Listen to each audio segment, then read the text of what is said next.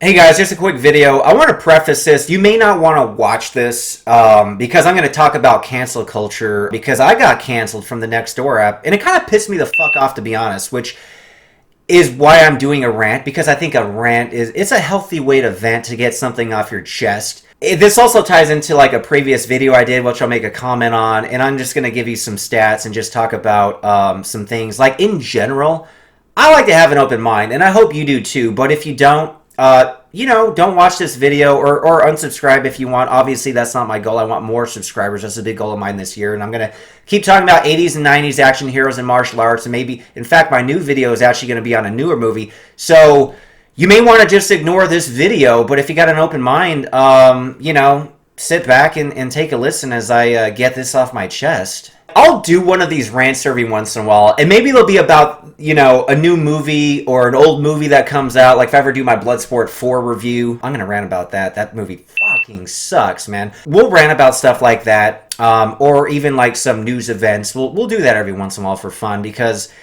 I kind of like to talk. Like, I wouldn't have a YouTube channel if I didn't like to talk, and obviously every person is going to be opinionated in some way, and people like to get their opinions out there. I'm no different. I'm not above it. I'm just like you. And you're either going to like what I say or you're going to dislike it. But at the end of the day, I'm going to talk sometimes. And sometimes they're not going to be about these action movies. But that is obviously going to be the focus of the channel. So anyway, I guess this is volume 1 of the rant series, Cancel Culture. So going with the Nextdoor app story, essentially here's what happened. So this seems to just be like a common theme and a bandwagon people like to jump on. What profession do people absolutely hate?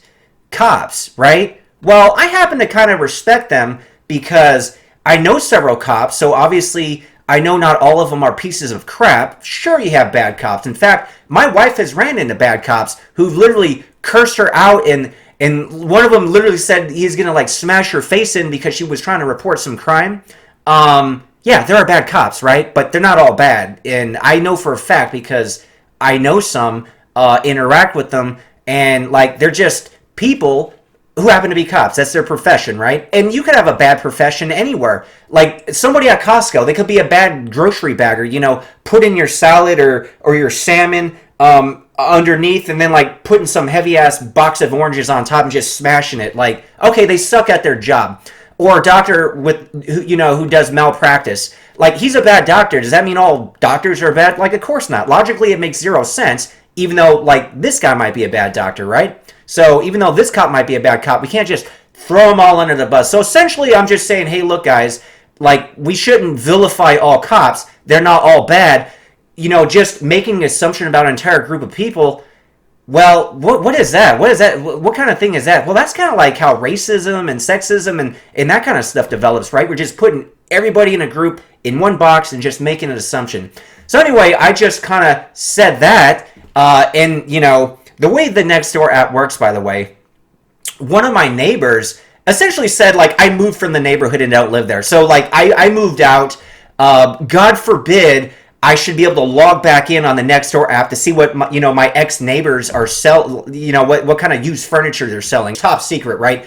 God forbid you should let them in. But anyway, here's my reply when I got back in the app. I really wanted to title it, "I'm back, motherfuckers." I've never seen you like this. Oh, you don't want to get on my bad side. But instead, this was my reply. I titled it, "Thank you.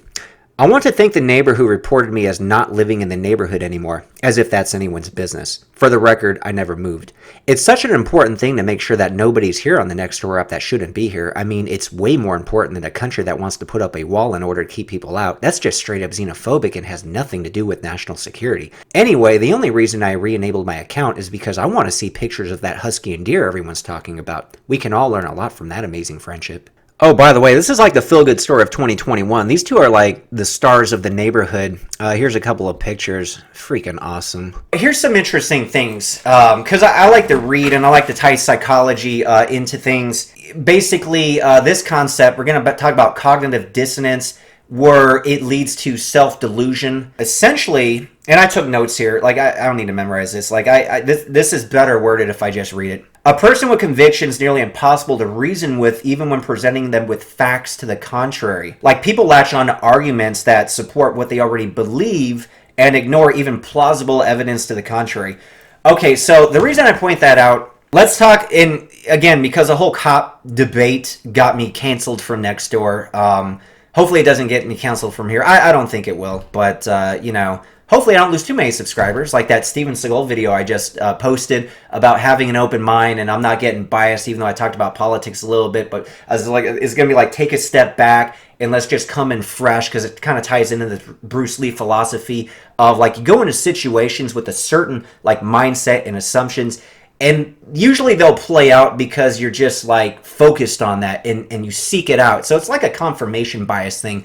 And I tried to work all this into like why people hate Steven Seagal and all this other stuff. But anyway, I lost subscribers from that video, which was obviously not the goal of YouTube, but whatever. We filter people out every once in a while. Thank you guys, by the way, everyone who subscribed and is continuing to subscribe and all the new subscribers, really appreciate it. But, you know, we're going to lose people here and there. It is what it is. You know how hard it's getting just to tell people I know you? And I consider those people probably just don't have an open mind, or they either don't like me or they really just hate Steven Seagal. But whatever, we'll get a lot more subscribers. We'll get a lot more. And I'll even let Steven Seagal say it. We'll get them, buddy.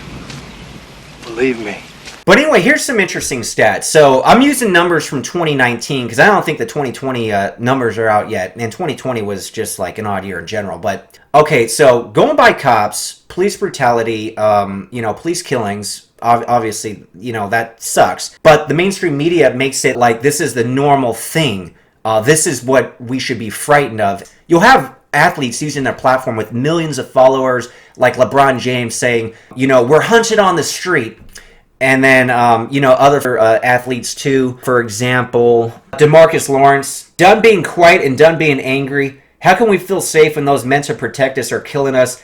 When will minorities be free to be Americans in America? Okay, so obviously this stems from that George Floyd thing, right? The video. The situation looked bad. The situation was bad. That is not the normal situation. Like, if you look at the stats, this just kind of like lets you know it's not necessarily a race thing. The stats are as follows. In 2019, 9 unarmed blacks were killed by police. 9, okay? How many whites unarmed were killed by cops? 19. Okay, so more than double. And obviously the white population in this country is larger than a black population, but you got 9 unarmed blacks killed by police. You got 19 unarmed whites killed by police. You can't just say it's a racial thing.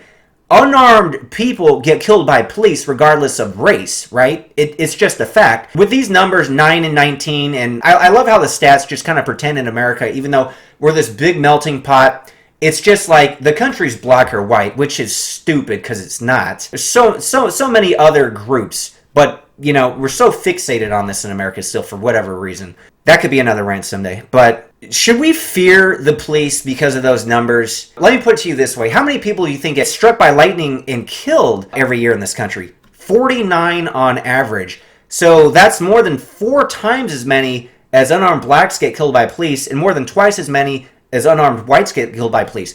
Do you ever hear anyone say, or do you see it all over the mainstream media, don't go outside, your life's in danger, you'll get struck and killed by lightning? Nobody ever thinks about that, right? But the numbers are what they are. And the mainstream media, by the way, is a propaganda machine. They're either going to be your echo chamber and you're going to agree with already going in and like to hear what they have to say, or you're going to be the opposite and just like be pissed off because you don't go along with that narrative. That goes in with your cognitive dissonance. There's so much data, analysis, opinions, information available that you can spin almost any argument in your favor if you so choose. So obviously I'm using this argument because I'm just trying to look at the data. Like, how many like unarmed people are killed by the cops? And then are any whites killed, you know, compared to how many blacks are killed?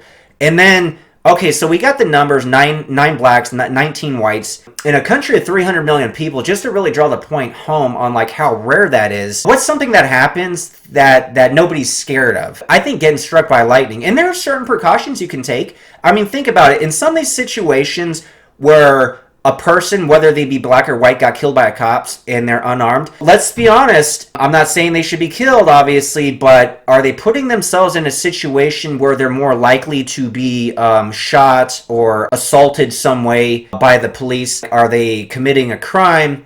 Are they fighting cops? are they putting themselves in a situation where it's basically it's equivalent to, here's a lightning storm, let me run outside with a metal pole. You probably still won't get struck and killed, but you are certainly significantly increasing your odds. So essentially, don't do anything stupid, right?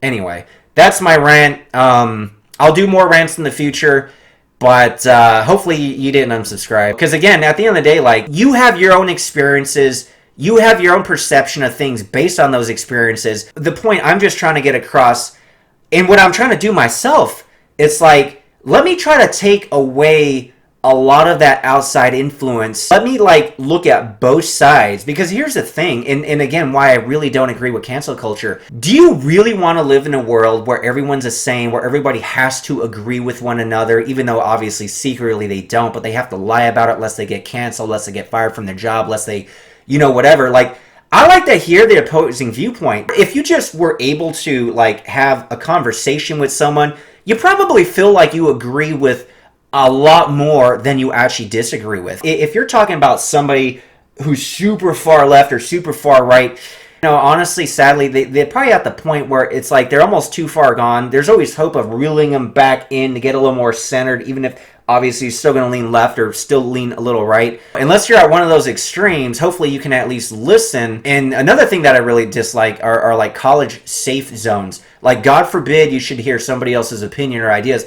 College is a time where you need to be exposed to all that. You know, you don't need to just be like exposed to like one side of the argument and essentially brainwashed. Like, you need to hear everything, right? When you're in college, you're still young, man. 20 years old, that is young. And you still got a pretty impressionable mind. So I think you need to be exposed for everything. And you need to know why. You need to hear the other side and come up with yourself why you don't agree with it. Not just, oh, no, that side's bad, don't agree with it. Okay, I'll just do that because, you know, I'm a sheep. You shouldn't even be in college if you got that mindset. You should want to hear both sides and then just make a decision of, like, what actually makes sense. So anyway, that's the rant. I'll do a video in the next couple of days about a newer movie, and then I'm going to do a Dolph Lundgren video also. So hopefully I'll be able to drop both of those later this week, or at minimum one, but I'm going to try to drop them both. But anyway, thanks for listening. If you like the video, give it a like. It does help the algorithm. Really appreciate that.